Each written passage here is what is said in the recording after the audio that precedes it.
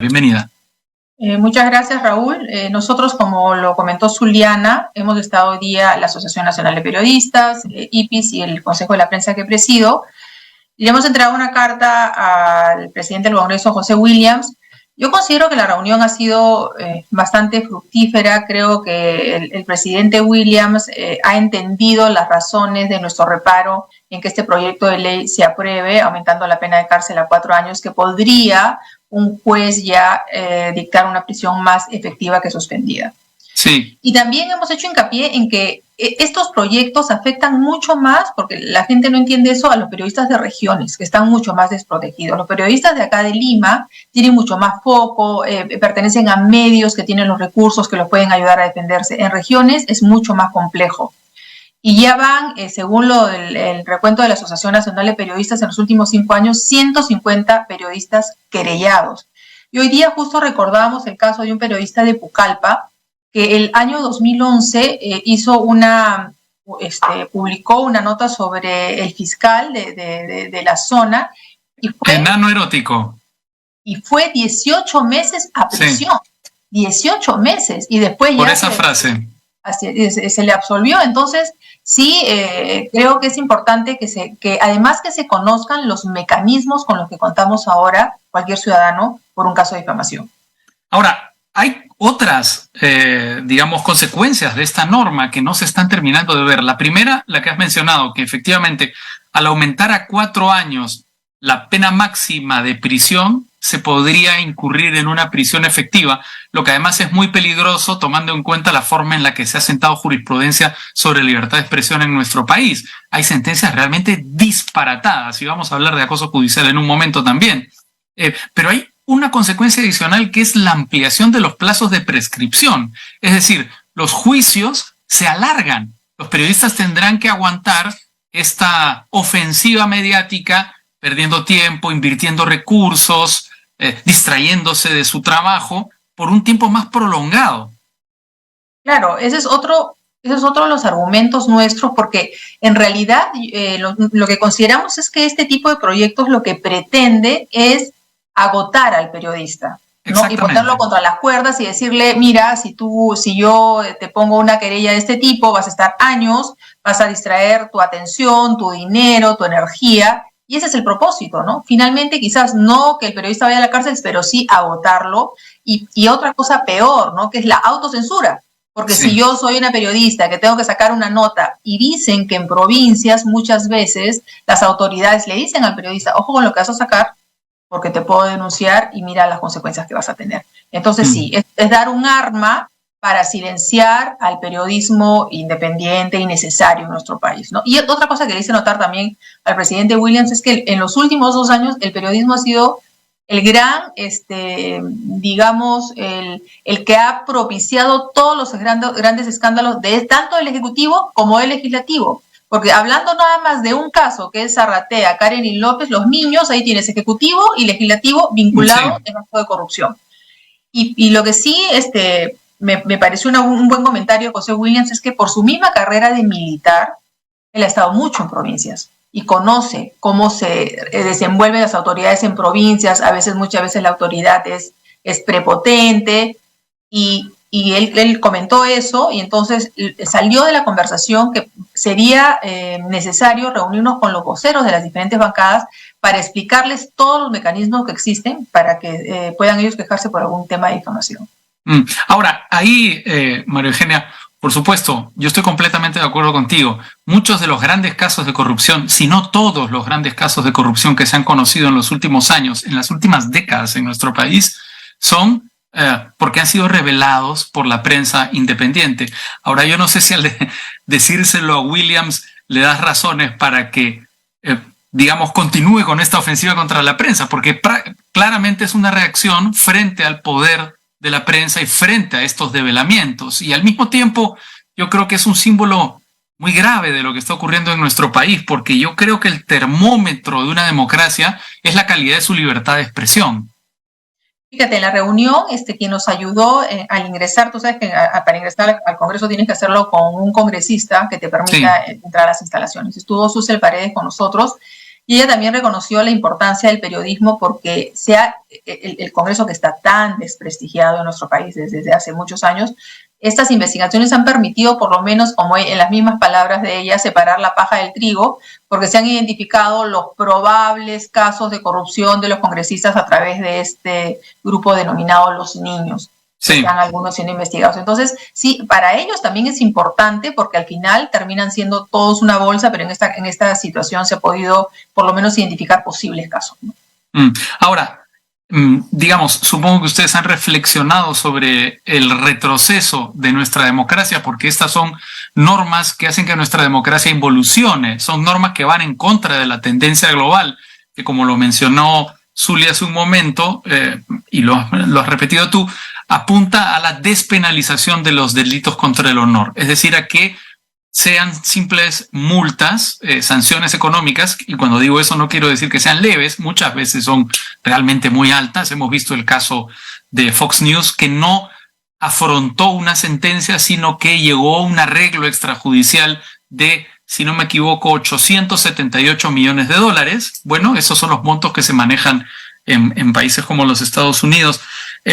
Pero supongo que ustedes han analizado esta situación en el sentido de que parece haber un acuerdo entre distintos, digamos, sectores del poder, dentro del poder político, el Congreso, el Ejecutivo, incluso la Alcaldía de Lima, los gobiernos regionales, y también están distintas mafias como los de las universidades de mala calidad. Parece haber un acuerdo entre todos estos sectores de poder para matar al mensajero, para acabar con la prensa.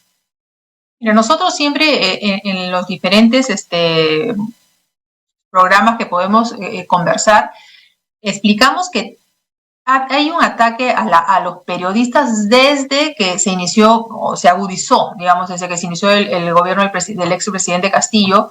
Recordarás las frases tanto del expresidente como del expremier. Aníbal Torres era terrible.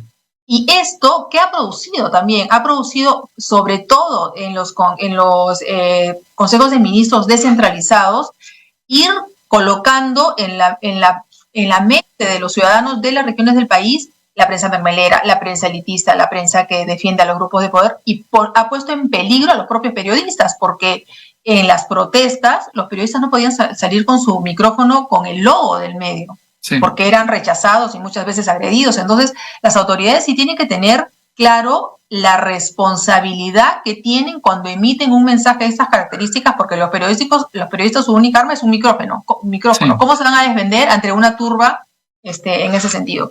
Y después también estábamos viendo con Zuliana que en los últimos, desde 2015 al 2021, se han presentado 72 proyectos de ley lesivos a la libertad de expresión.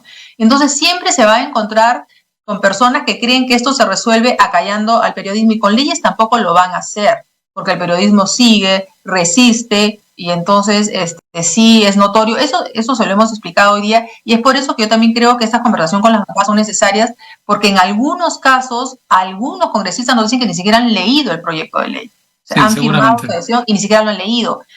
Y fíjate, nosotros conversábamos con el presidente William y me decía, usted tiene los tribunales de ética, tanto el Consejo de la Prensa como la Sociedad Nacional de Radio y Televisión. Si no están adscritos a ninguno de estos dos organismos, se tiene una acción de amparo constitucional donde se le exige al medio que rectifique la noticia. O si no, se pasa a lo civil, que es una indemnización. Y si no, se pasa a lo penal, que es lo que tenemos ahora. Entonces, sí hay vehículos que las personas pueden presentar sus demandas. Pero esto definitivamente es, claro, es amedrentar, es decir, te voy a votar y no te voy a dejar ganas de que sigas reporteando, ¿no? Sí, y aumentar este ambiente de intoxicación, que creo que es el que está viviendo nuestro país, ¿no? En el que participan instituciones como la Fiscalía, te lo digo por la notificación a los periodistas del Foco y de Hildebrand en sus 13, con amenazas de sanciones si es que no entregaban su material en el tiempo previsto, lo que es muy peligroso por dos razones, porque en primer lugar, atenta contra el secreto profesional, y en segundo lugar, pues claramente, digamos, lo que está haciendo es ponerle una espada de Damocles al medio. Es decir, si no cumple con esto, tendrá responsabilidad. Una responsabilidad que debería limitarse a los denunciados por el medio. Así es. Yo sí creo que este gobierno debe dar como muestras muy claras de que no quiere tener una deriva autoritaria, porque los gobiernos autoritarios a lo primero que atacan es a los medios de comunicación, quieren silenciar a los medios de comunicación. Entonces, como tú has bien dicho, el Ejecutivo, el Legislativo, la Fiscalía, el Poder Judicial, cuando el Poder Judicial, el presidente comentó, los periodistas honestos no tendrían por qué tener miedo si esta ley se aprueba. Pero justamente Sí. no, esta ley no, lo que pretende es amedrentar a los periodistas honestos que se atreven a divulgar los excesos en nuestro país. Hombre, tenemos ejemplos clarísimos. Uno de los más notorios ha sido el del libro Plata como cancha de Christopher Acosta, que citaba dichos de otras personas y fue condenado por citar dichos de otras personas, lo que es realmente un disparate jurídico. Y Paola Ugas, que sigue siendo acosada judicialmente, que no termina, que no sé cuántos años tiene por el mismo personaje, que le va abriendo casos. Y por el mismo caso, no solo por el mismo personaje, ahora tiene que enfrentar 2 procesos por el mismo caso, lo que constitucionalmente es absolutamente también un disparate. Es decir, tenemos esa situación de acoso judicial a la que se ha sumado también el día de ayer Daniel Llovera, a quien la Corte Suprema le ha reabierto el proceso por delito continuado, porque publicó 2 tweets en los que se refería a un reportaje por el que el sodalicio se le abrió justamente la investigación. Se ha hablado mucho, se ha analizado mucho también el empleo de el Poder Judicial, de las Cortes, como mecanismo de amedrentamiento a los periodistas. Y en estos casos es notorio, flagrante y es cada vez más esperpéntico, por decirlo de alguna manera. Fíjate, nosotros dentro del país lo que hacemos es denunciar todos estos hechos, unirnos los diferentes gremios y si esto acá no encontramos una solución, escalaremos a organismos internacionales, o sea, tendremos que seguir alzando nuestra voz y lanzando nuestras demandas. Ahora, ¿qué hacemos cuando los propios periodistas son enemigos de los periodistas? Lo digo por estas campañas de intoxicación nuevamente, que por ejemplo emprenden medios como Willax y Expreso. Hay una campaña que ha tocado directamente al diario La República, de que tu familia es propietario. Esta campaña para levantar declaraciones de Jorge Barata y dar la impresión de que había vínculos entre Barata y Gustavo Mome y también Gustavo Gorriti. ¿Qué se hace frente a esta situación? El día de ayer, por ejemplo, nuevamente en Willax, se organizó un verdadero festín alrededor de Paola Ugas en un caso que, como lo hemos conversado hace un momento, se repite, se reitera con un querellador profesional. Lo que es, fíjate, en estos casos lamentable, Raúl, es que mucho no podemos hacer. Willax estuvo el año pasado, no estuvo dentro del Consejo de la Prensa, sino estuvo bajo la competencia del Tribunal de Ética 2 meses, sí, porque a los 2 meses se le abrió digamos, el Tribunal de Ética tomó un caso de un programa de Beto Ortiz que pidió que se rectificara el señor Beto Ortiz porque portaba una arma en su programa.